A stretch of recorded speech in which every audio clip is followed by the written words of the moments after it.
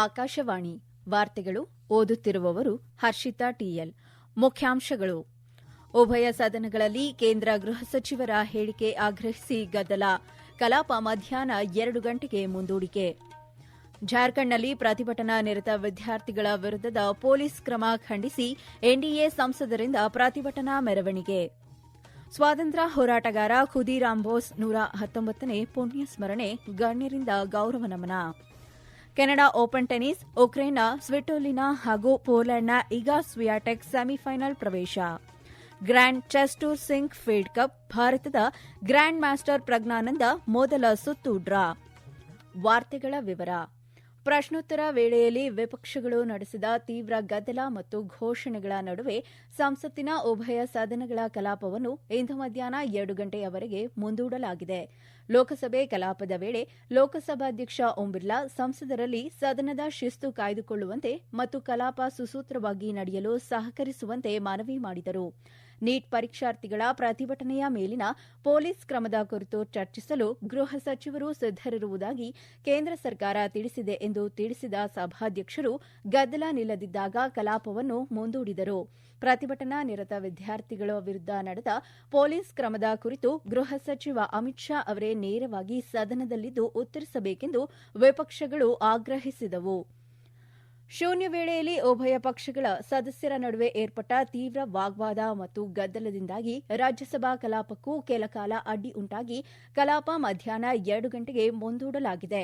ಬೆಳಗ್ಗೆ ಕಲಾಪ ಆರಂಭವಾಗುತ್ತಿದ್ದಂತೆ ವಿವಿಧ ಸಚಿವಾಲಯಗಳ ಪತ್ರಗಳು ಹಾಗೂ ಸಂಸದೀಯ ಸಮಿತಿಗಳ ವರದಿಗಳನ್ನು ಸದನದ ಮುಂದಿಡಲಾಯಿತು.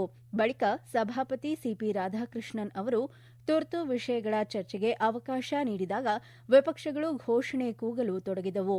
ವಿಪಕ್ಷ ನಾಯಕ ಮಲ್ಲಿಕಾರ್ಜುನ ಖರ್ಗೆ ಮಾತನಾಡಲು ಯತ್ನಿಸಿದರಾದರೂ ಗೊಂದಲದ ವಾತಾವರಣ ಮುಂದುವರೆದಿದ್ದರಿಂದ ಸಭಾಪತಿಯವರು ಕಲಾಪವನ್ನು ಮಧ್ಯಾಹ್ನ 12 ಗಂಟೆಗೆ ಮುಂದೂಡಿದರು. 12 ಗಂಟೆಗೆ ಕಲಾಪ ಪುನರಾರಂಭಗೊಂಡಾಗ ಸಭಾಪತಿಗಳು ಪ್ರಶ್ನೋತ್ತರ ಕಲಾಪ ಮುಂದುವರಿಸಲು ಯತ್ನಿಸಿದರು. ಆದರೆ ಸುಗಮ ಕಲಾಪ ನಡೆಸಲು ಸಹಕಾರ ಕೋರಿ ಮನವಿ ಮಾಡಿದರೂ ಗದ್ದಲ ನಿಲ್ಲದ ಕಾರಣ ಕಲಾಪವನ್ನು ಮಧ್ಯಾಹ್ನ 2 ಗಂಟೆಗೆ ಮುಂದೂಡಿದರು. ಜಾರ್ಖಂಡ್ನಲ್ಲಿ ಪ್ರತಿಭಟನಾ ನಿರತ ವಿದ್ಯಾರ್ಥಿಗಳ ವಿರುದ್ಧ ನಡೆದ ಪೊಲೀಸ್ ಕ್ರಮವನ್ನು ಖಂಡಿಸಿ ಎನ್ಡಿಎ ಸಂಸದರು ಇಂದು ಸಂಸತ್ ಆವರಣದಲ್ಲಿ ಮೆರವಣಿಗೆ ನಡೆಸಿದರು. ವಿದ್ಯಾರ್ಥಿಗಳ ಪ್ರತಿಭಟನೆ ಕುರಿತು ಗೃಹ ಸಚಿವ ಅಮಿತ್ ಶಾ ಉತ್ತರಿಸಲು ಸಿದ್ದರಿದ್ದರು. ವಿರೋಧ ಪಕ್ಷಗಳು ಚರ್ಚೆಯಿಂದ ದೂರ ಸರಿಯುತ್ತಿವೆ ಎಂದು ಎನ್ಡಿಎ ಆರೋಪಿಸಿದೆ. ಕೇಂದ್ರ ಸಚಿವ ಸಂಜಯ್ ಸೇಠ್ ವಿದ್ಯಾರ್ಥಿಗಳ ಧ್ವನಿಯನ್ನು ಹತ್ತಿಕ್ಕಲು ಜಾರ್ಖಂಡ್ ಸರ್ಕಾರ ಬಲಪ್ರಯೋಗ ಮಾಡುತ್ತಿದೆ ಎಂದು ಆರೋಪಿಸಿದರು. ಕೇಂದ್ರ ಗೃಹ ಸಚಿವ ಅಮಿತ್ ಶಾ ಅವರು ಕೇರಳಂ ರಾಜ್ಯದ ಹೆಸರು ಬದಲಾವಣೆಗೆ ಸಂಬಂಧಿಸಿದ ಕೇರಳ ಹೆಸರು ಬದಲಾವಣೆ ಮಸೂದೆ 2026 ಹಾಗೂ ರಾಷ್ಟೀಯ ಸಹಕಾರ ಅಭಿವೃದ್ಧಿ ನಿಗಮ ತಿದ್ದುಪಡಿ ಮಸೂದೆ 2026 ಅನ್ನು ಇಂದು ಲೋಕಸಭೆಯಲ್ಲಿ ಪರಿಗಣನೆ ಮತ್ತು ಅಂಗೀಕಾರಕ್ಕಾಗಿ ಮಂಡಿಸಲಿದ್ದಾರೆ. ರಾಜ್ಯಸಭೆಯಲ್ಲಿ ಇಂದು ನ್ಯಾಯಮಂಡಳಿ ಸುಧಾರಣಾ ಮಸೂದೆ 2026 ಅನ್ನು ಪರಿಗಣನೆ ಮತ್ತು ಅಂಗೀಕಾರಕ್ಕಾಗಿ ಕೈಗೆತ್ತಿಕೊಳ್ಳುವ ನಿರೀಕ್ಷೆಯಿದೆ. ಕಾನೂನು ಮತ್ತು ನ್ಯಾಯ ಖಾತೆ ರಾಜ್ಯ ಸಚಿವ ಅರ್ಜುನ್ ರಾಮ್ ಮೇಘವಾಲ್ ಅವರು ಮಸೂದೆಯನ್ನು ಮಂಡಿಸಲಿದ್ದಾರೆ.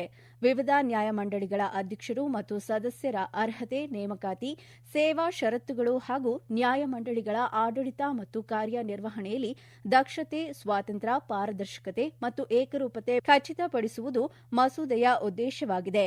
ರಾಷ್ಟೀಯ ನ್ಯಾಯಮಂಡಳಿ ಆಯೋಗ ಸ್ಥಾಪಿಸುವ ಪ್ರಸ್ತಾಪವೂ ಮಸೂದೆಯಲ್ಲಿದೆ. ಎನ್ಡಿಎ ಸಂಸದೀಯ ಪಕ್ಷದ ಸಾಪ್ತಾಹಿಕ ಸಭೆ ಮಂಗಲ್ ಮಿಲನ್ ಇಂದು ನವದೆಹಲಿಯ ಸಂಸತ್ ಭವನದ ಆವರಣದಲ್ಲಿ ನಡೆಯಿತು.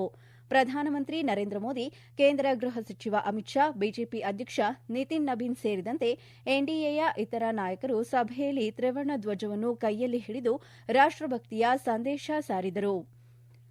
ಕ್ರಾಂತಿಕಾರಿ ಸ್ವಾತಂತ್ರ್ಯ ಹೋರಾಟಗಾರ ಖುದೀರಾಮ್ ಬೋಸ್ ಅವರ 119ನೇ ಹುತಾತ್ಮ ದಿನದ ಅಂಗವಾಗಿ ಇಂದು ದೇಶ ಅವರಿಗೆ ಗೌರವ ನಮನ ಸಲ್ಲಿಸುತ್ತಿದೆ. 1908ರ ಆಗಸ್ಟ್ 11ರಂದು ಬ್ರಿಟಿಷರಿಂದ ಗಲ್ಲಿಗೇರಿಸಲ್ಪಟ್ಟ ಬಂಗಾಳದ ಮೊದಲ ಭಾರತೀಯ ಕ್ರಾಂತಿಕಾರಿಗಳಲ್ಲಿ ಖುದೀರಾಮ್ ಬೋಸ್ ಪ್ರಮುಖರಾಗಿದ್ದರು. ಅವರ ಸ್ಮರಣಾರ್ಥ ದೇಶಾದ್ಯಂತ ವಿವಿಧ ಕಾರ್ಯಕ್ರಮಗಳನ್ನು ಆಯೋಜಿಸಲಾಗಿದೆ. ಅತ್ಯಂತ ಚಿಕ್ಕ ವಯಸ್ಸಿನಲ್ಲೇ ಸ್ವಾತಂತ್ರ್ಯ ಚಳವಳಿಗೆ ಧುಮುಕಿದ ಬ್ರಿಟಿಷರ ವಸಾಹತುಶಾಹಿ ಆಡಳಿತದ ವಿರುದ್ಧದ ಹೋರಾಟದಲ್ಲಿ ಭಾಗವಹಿಸಿದ ಅತ್ಯಂತ ಕಿರಿಯ ಹುತಾತ್ಮರಲ್ಲಿ ಒಬ್ಬರಾಗಿದ್ದರು. ಮಾತೃಭೂಮಿಗಾಗಿ ತಮ್ಮ ಪ್ರಾಣವನ್ನು ಅರ್ಪಿಸಿದ ಖುದೀರಾಮ್ ಬೋಸ್ ಅವರ ತ್ಯಾಗ ರಾಷ್ಟೀಯ ಪ್ರಜ್ಞೆಯನ್ನು ಎಂದಿಗೂ ಪ್ರೇರೇಪಿಸುತ್ತದೆ ಎಂದು ಲೋಕಸಭಾಧ್ಯಕ್ಷ ಓಂ ಬಿರ್ಲಾ ಸಾಮಾಜಿಕ ಜಾಲತಾಣದಲ್ಲಿ ತಿಳಿಸಿದ್ದಾರೆ. ಖುದೀರಾಮ್ ಬೋಸ್ ದೇಶಭಕ್ತಿ ಮತ್ತು ಸಮರ್ಪಣಾ ಭಾವ ದೇಶದ ಯುವಕರಲ್ಲಿ ಶೌರ್ಯ, ಸ್ವಾಭಿಮಾನ ಮತ್ತು ದೇಶ ಸೇವೆಯ ಮನೋಭಾವವನ್ನು ಪ್ರೇರೇಪಿಸುತ್ತದೆ ಎಂದು ಗೃಹ ಸಚಿವ ಅಮಿತ್ ಶಾ ಸಾಮಾಜಿಕ ಜಾಲತಾಣದಲ್ಲಿ ಹೇಳಿದ್ದಾರೆ. ಈ ವಾರ್ತೆಗಳನ್ನು ಆಕಾಶವಾಣಿಯಿಂದ ಕೇಳುತ್ತಿದ್ದೀರಿ. ನಮ್ಮ ಎಲ್ಲಾ ರಾಷ್ಟ್ರೀಯ ವಾರ್ತೆಗಳು ಹಾಗೂ ಪ್ರದೇಶ ಸಮಾಚಾರ ಈಗ ಆಕಾಶವಾಣಿ ನ್ಯೂಸ್ ಕನ್ನಡ ಯೂಟ್ಯೂಬ್ ಚಾನೆಲ್ನಲ್ಲಿ ಲಭ್ಯ. ನಮ್ಮ ಎಕ್ಸ್ ಖಾತೆ ಮತ್ತು ಇನ್ಸ್ಟಾಗ್ರಾಂ ಖಾತೆ ಆಕಾಶವಾಣಿ ನ್ಯೂಸ್ ಕನ್ನಡ. ಹೆಚ್ಚಿನ ಮಾಹಿತಿಗಾಗಿ ನಮ್ಮ ಫೇಸ್ಬುಕ್ ಖಾತೆ AIR ಕನ್ನಡ ನ್ಯೂಸ್ ಅನುಸರಿಸಿ. ಮಾಹಿತಿಯ ಹೂರಣ ವಾರದ ಕಾರ್ಯಕ್ರಮ ಪ್ರಚಲಿತ ವಿದ್ಯಮಾನ ಪ್ರತಿ ಬುಧವಾರ 9:15ಕ್ಕೆ. ದೆಹಲಿ ವಿಧಾನಸಭೆ ಆವರಣದಲ್ಲಿ ಇಂದು ದೆಹಲಿ ಮುಖ್ಯಮಂತ್ರಿ ರೇಖಾ ಗುಪ್ತಾ, ವಿಧಾನಸಭೆ ಸ್ಪೀಕರ್ ವಿಜೇಂದರ್ ಗುಪ್ತಾ ಸೇರಿದಂತೆ ಶಾಸಕರು ಹರ್ ಘರ್ ತಿರಂಗಾ ಯಾತ್ರೆಯಲ್ಲಿ ಪಾಲ್ಗೊಂಡರು. ಮಹಾತ್ಮ ಗಾಂಧೀಜಿಯವರ ಪ್ರತಿಮೆಯಿಂದ ಆರಂಭವಾದ ಯಾತ್ರೆ ಡಾ ಬಿಆರ್ ಅಂಬೇಡ್ಕರ್ ಅವರ ಪ್ರತಿಮೆ ಬಳಿ ಮುಕ್ತಾಯವಾಯಿತು. ದೇಶದ ಏಕತೆ, ಪ್ರಜಾಸತ್ತಾತ್ಮಕ ಮೌಲ್ಯಗಳು ಹಾಗೂ ಸಂವಿಧಾನದಲ್ಲಿ ಪ್ರತಿಪಾದಿಸಿರುವ ಆದರ್ಶಗಳ ಬದ್ಧತೆಯನ್ನು ಸಾರುವ ಸಂಕೇತವಾಗಿ ಈ ತಿರಂಗಾ ಯಾತ್ರೆ ಆಯೋಜಿಸಲಾಗಿತ್ತು.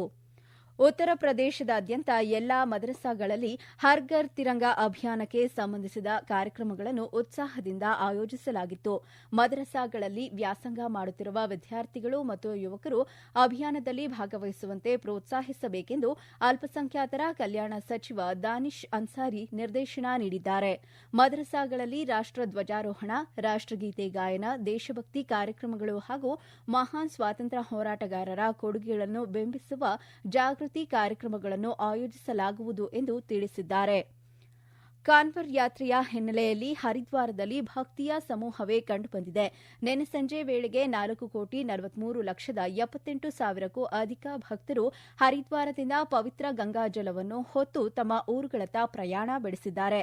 ಇಂದು ಶ್ರಾವಣ ಶಿವರಾತ್ರಿ ಹಿನ್ನೆಲೆಯಲ್ಲಿ ಅಪಾರ ಸಂಖ್ಯೆಯ ಭಕ್ತರು ವಿವಿಧ ಶಿವ ದೇವಾಲಯಗಳಲ್ಲಿ ಶಿವನಿಗೆ ಗಂಗಾಜಲ ಅರ್ಪಿಸುತ್ತಿದ್ದು, ಇದರೊಂದಿಗೆ ಈ ವರ್ಷದ ಕಾನ್ವರ್ ಯಾತ್ರೆ ಮುಕ್ತಾಯಗೊಳ್ಳುತ್ತಿದೆ.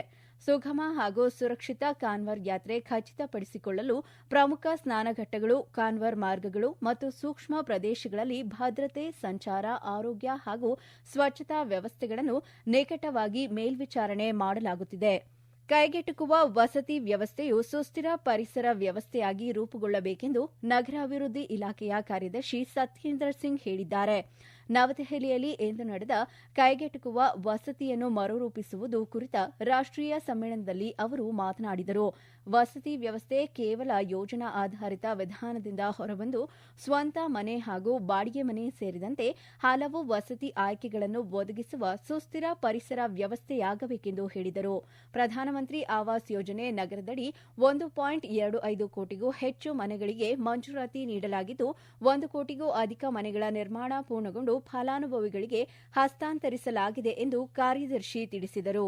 ಟೊರೆಂಟೊದಲ್ಲಿ ನಡೆಯುತ್ತಿರುವ ಕೆನಡಿಯನ್ ಓಪನ್ ಟೆನಿಸ್ ಟೂರ್ನಿಯ ಮಹಿಳಾ ವಿಭಾಗದಲ್ಲಿ ಉಕ್ರೇನ್ನ ಎಲಿನಾ ಸ್ವಿಟೋಲಿನಾ ಮತ್ತು ಪೋಲೆಂಡ್ನ ಇಗಾ ಸ್ವಿಯಾಟೆಕ್ ಸೆಮಿಫೈನಲ್ ಪ್ರವೇಶಿಸಿದ್ದಾರೆ. ಇಂದು ನಡೆದ ಕ್ವಾರ್ಟರ್ ಫೈನಲ್ ಪಂದ್ಯದಲ್ಲಿ ಸ್ವಿಯಾಟೆಕ್ ರಷ್ಯಾದ ಎಕೆಟರಿನಾ ಅಲೆಕ್ಸಾಂಡ್ರೋವಾ ವಿರುದ್ಧ ಗೆಲುವು ದಾಖಲಿಸಿದರೆ ಇಗಾ ಸ್ವಿಯಾಟೆಕ್ ರಷ್ಯಾದ ಡಯಾನಾ ಶ್ನೈಡ್ನರ್ ವಿರುದ್ಧ ಗೆಲುವು ದಾಖಲಿಸಿ ಅಂತಿಮ 4ರ ಘಟ್ಟ ಪ್ರವೇಶಿಸಿದರು. ಗ್ರ್ಯಾಂಡ್ ಚೆಸ್ ಟೂರ್ನ ಪ್ರಮುಖ ಪಂದ್ಯಾವಳಿಯ ಸಿಂಕ್ಫೀಲ್ಡ್ ಕಪ್ನ ಮೊದಲ ಸುತ್ತಿನಲ್ಲಿ ಭಾರತದ ಯುವ ಗ್ರ್ಯಾಂಡ್ ಮಾಸ್ಟರ್ ಆರ್ ಪ್ರಜ್ಞಾನಂದ ಅಮೆರಿಕದ ಸ್ಯಾಮ್ಯುಯಲ್ ಸೇವಿಯನ್ ವಿರುದ್ಧ ಸುಲಭ ಡ್ರಾ ಸಾಧಿಸುವ ಮೂಲಕ ತಮ್ಮ ಸವಾಲನ್ನು ಆರಂಭಿಸಿದ್ದಾರೆ. ಮತ್ತೊಂದೆಡೆ ಅಮೆರಿಕದ ಫ್ಯಾಬಿಯಾನೋ ಕುರುವಾನೋ ಮೊದಲ ಸುತ್ತಿನಲ್ಲಿ ಗೆಲುವು ದಾಖಲಿಸಿ ಶುಭಾರಂಭ ಮಾಡಿದ ಏಕೈಕ ಆಟಗಾರರಾಗಿದ್ದಾರೆ. ಇನ್ನಿತರ ಪ್ರಮುಖ ಆಟಗಾರರ ಪಂದ್ಯಗಳು ಡ್ರಾನಲ್ಲಿ ಅಂತ್ಯಗೊಂಡಿವೆ. ಕೊನೆಯಲ್ಲಿ ಮತ್ತೊಮ್ಮೆ ಮುಖ್ಯಾಂಶಗಳು. ಉಭಯ ಸದನಗಳಲ್ಲಿ ಕೇಂದ್ರ ಗೃಹ ಸಚಿವರ ಹೇಳಿಕೆ ಆಗ್ರಹಿಸಿ ಗದ್ದಲ, ಕಲಾಪ ಮಧ್ಯಾಹ್ನ 2 ಗಂಟೆಗೆ ಮುಂದೂಡಿಕೆ. ಜಾರ್ಖಂಡ್ನಲ್ಲಿ ಪ್ರತಿಭಟನಾ ನಿರತ ವಿದ್ಯಾರ್ಥಿಗಳ ವಿರುದ್ಧದ ಪೊಲೀಸ್ ಕ್ರಮ ಖಂಡಿಸಿ ಎನ್ಡಿಎ ಸಂಸದರಿಂದ ಪ್ರತಿಭಟನಾ ಮೆರವಣಿಗೆ. ಸ್ವಾತಂತ್ರ್ಯ ಹೋರಾಟಗಾರ ಖುದೀರಾಮ್ ಬೋಸ್ 119ನೇ ಪುಣ್ಯಸ್ಮರಣೆ, ಗಣ್ಯರಿಂದ ಗೌರವ ನಮನ. ಕೆನಡಾ ಓಪನ್ ಟೆನಿಸ್, ಉಕ್ರೇನ್ನ ಸ್ವಿಟೋಲಿನಾ ಹಾಗೂ ಪೋಲೆಂಡ್ನ ಇಗಾ ಸ್ವಿಯಾಟೆಕ್ ಸೆಮಿಫೈನಲ್ ಪ್ರವೇಶ. Grand chess tour Sinquefield cup ಭಾರತದ ಗ್ರ್ಯಾಂಡ್ ಮಾಸ್ಟರ್ ಪ್ರಜ್ಞಾನಂದ ಮೊದಲ ಸುತ್ತು ಡ್ರಾ. ಇಲ್ಲಿಗೆ ವಾರ್ತಾ ಪ್ರಸಾರ ಮುಕ್ತಾಯವಾಯಿತು. ನಮ್ಮ ಮುಂದಿನ ವಾರ್ತಾ ಪ್ರಸಾರ ಮಧ್ಯಾಹ್ನ 2:30ಕ್ಕೆ.